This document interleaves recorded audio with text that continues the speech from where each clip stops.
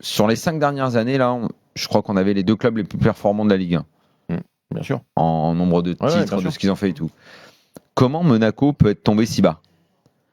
Quand on parle de gestion de nos clubs, bah ouais, mais c'est ça. Quand moi, pendant des mois, je dis ok, amusez-vous, c'est génial, prenons ce qu'il y a à prendre quand il faut le prendre pour Monaco, les moments de joie que vous êtes en train de vivre. Mais n'oubliez pas ce qu'est la volonté et la gestion de ce club-là. Le réveil, enfin, c'est bien quand tu as bien profité la nuit et le réveil sera difficile. Ok, mais le réveil, elle l'est aujourd'hui. C'est très violent. Et si c'est un de nos clubs phares de Ligue 1 qui est géré comme ça, parce que la volonté est de le gérer comme ça et qui se retrouve dans la merde dans laquelle il est aujourd'hui, parce que là, ce soir, sur le terrain, en fait, il n'y avait rien du tout.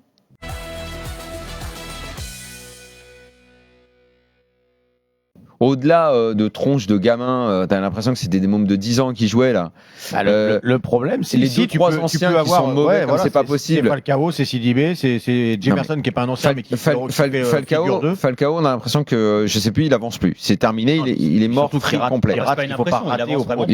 Il est free complet. Donc, qu'est-ce qui se passe en fait, ce club-là, actuellement, là, aujourd'hui, n'existe plus. Il se passe pas. Le président s'est barré.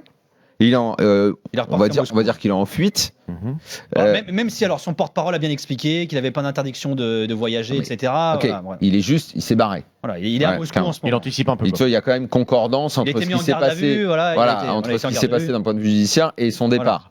À côté de ça, il y a le club qui est en perdition absolue et je pense qu'Henry ne peut rien y faire.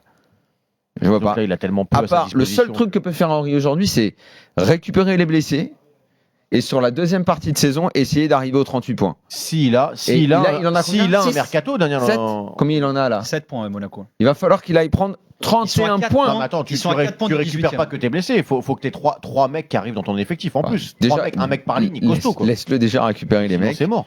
Ça veut dire qu'il faut qu'il aille prendre 31 points. Là, ce soir, il n'y a rien. C'est à niquer. Paris, ce soir, ils ont disputé moins qu'un match d'entraînement. C'était plus faible qu'un match d'entraînement.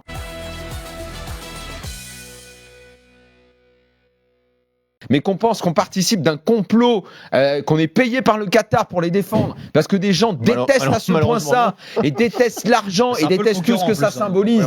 Eh bien, tuons le foot et continuons de regarder les matchs à l'étranger de tous ces clubs qui sont absolument sains économiquement, et qui l'ont toujours été, qui le sont encore aujourd'hui, où il n'y a pas de prime d'éthique, où il n'y a pas de prime d'éthique, où il n'y a pas de fraude fiscale, où les joueurs sont tous des gens absolument fantastiques et merveilleux, qui n'ont eu aucun problème avec personne, que ce soit en Angleterre, en Allemagne, en Italie.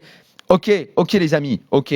Oui, on est là uniquement parce qu'on est tellement cons, on est là que pour défendre le PSG. On en parlera la semaine prochaine, de toute façon, Daniel. À partir de non, parce que comme on ne parlera pas de cet aspect-là précis, de toutes les accusations de complot qu'on est censé fomenter, voilà. Si c'est ça, mais que la Ligue 1 disparaisse, que ça devienne déjà que c'est un championnat de 3e zone, que c'est un championnat de 3e zone, que ça devienne un championnat de 4e zone, qu'on n'aille même plus jouer la Coupe d'Europe parce qu'on n'a plus rien à cirer de la jouer cette Coupe d'Europe. De toute façon, on est nuls. Et puis continuez à regarder vos petits matchs, que ça devienne un championnat de main courante. Et puis très bien, quoi. Voilà.